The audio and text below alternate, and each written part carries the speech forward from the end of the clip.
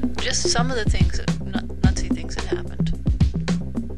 There's a verse in the 15th chapter of Bhagavad Gita. Udhamulam adashakam ashvatam praharabhyam chantam siyasya bharanani yasam vedasa vedavid.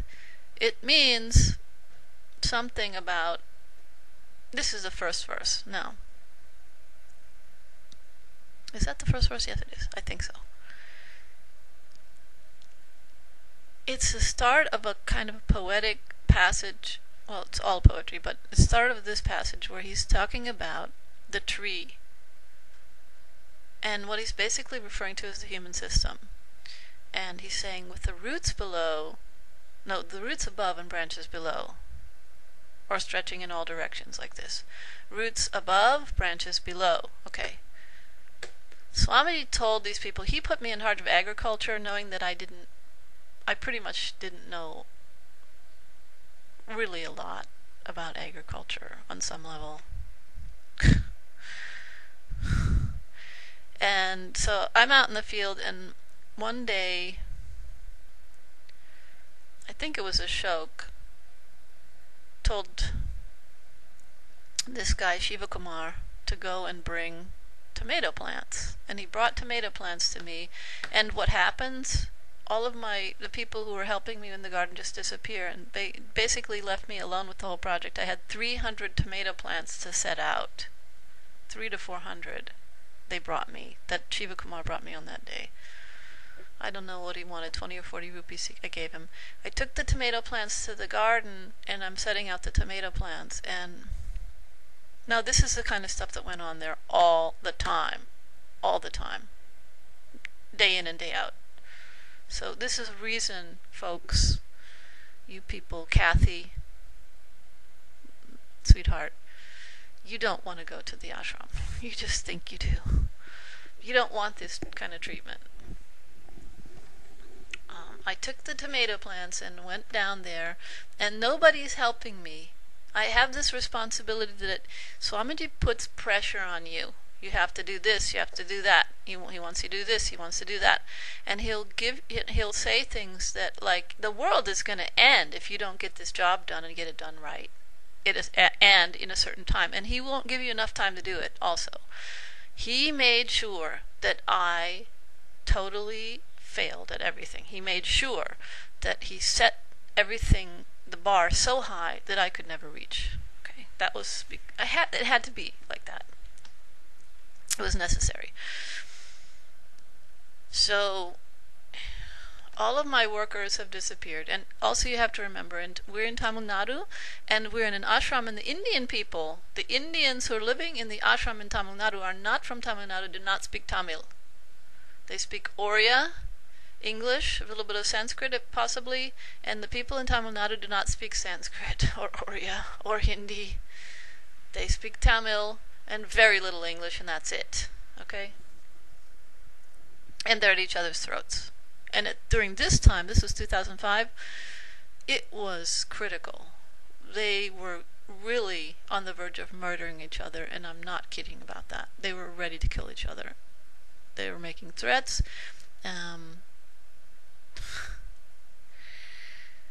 One poor fellow, and he was out of his mind, but bless his heart, Swamiji loved him so much, and he was there with his wife and 2 children, but he had some really nasty habits. That guy, I was working with him, Dilip, I think his name was Dilip, I'm guessing, and he was in that garden. We were working together trying to put a garden together for Swamiji in the small farmhouse, and nobody knows this. Nobody in the ashram. I never told anybody these stories. I never told people what I went through.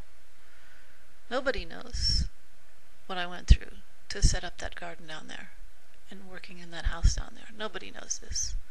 You people know your own pain. You don't know other people's pain. Okay? So, speaking now to, the surface being, okay, 11 minutes. We're going to go to 20, then we're going to stop it again. So, got all these tomato plants, and my help has disappeared.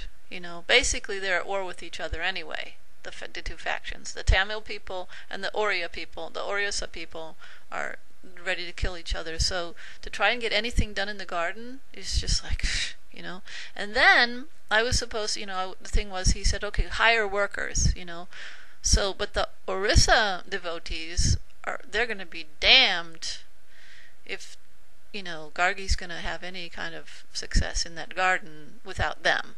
But they're boycotting the whole project, which means that they have doomed it to fail. I mean, it was all kinds of stuff like this going on. There was all kinds of political stuff going on.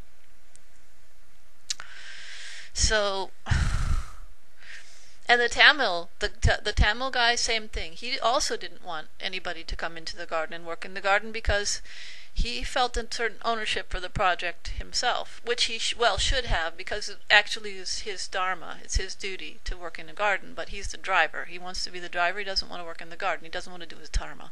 He wants to do something else. So, and Swamiji is constantly trying to dream up some kind of tricks to get this guy Kashi to work in the garden, which is his dharma. But he doesn't want to do it. It's his duty, okay? So Kashi's the driver, and he's supposed to take me to the bus stand to get workers to come and work in the garden. But he refuses to do that for days and days and days. And in the meantime, time is going.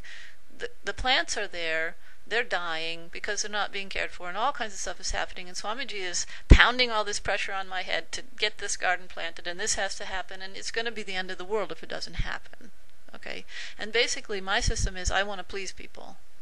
And if you want to please people, and then you get with a Sadguru who plays you like a grand piano and knows every note on your keyboard and knows how the harmonies and the disharmonies and everything works in you, and he just played it so perfectly that I was just like totally in guilt and totally in fear, and oh my God, and Swamiji, and I'm trying to get this done, and he's telling me it has to be this way and that way, and he just pounded the pressure and pounded more pressure and more pressure, more pressure, more pressure. Okay, Brian, remember how it was when you were there for 10 days or whatever it was? Well, I was there for years. Okay, so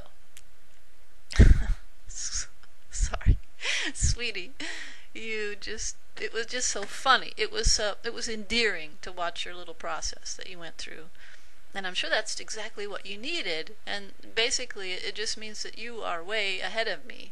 That your system is just way more clear, and that's all you needed was those 10 days. But I needed the pounding and hammering for years, and you only needed 10 days of it, and that's why you didn't go back, as far as I know.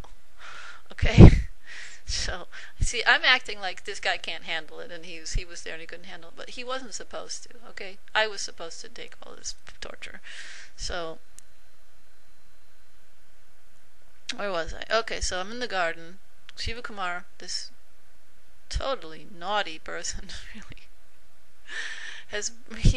Shiva Kumar is just a trip and a half. Oh my God, these people, I love these people so much. They're just something else. And I have to tell you about Vijaya sometime, his son, who was his spitting image, and who was just as naughty as he was. And oh my God, the things that he put me through, that kid was something else.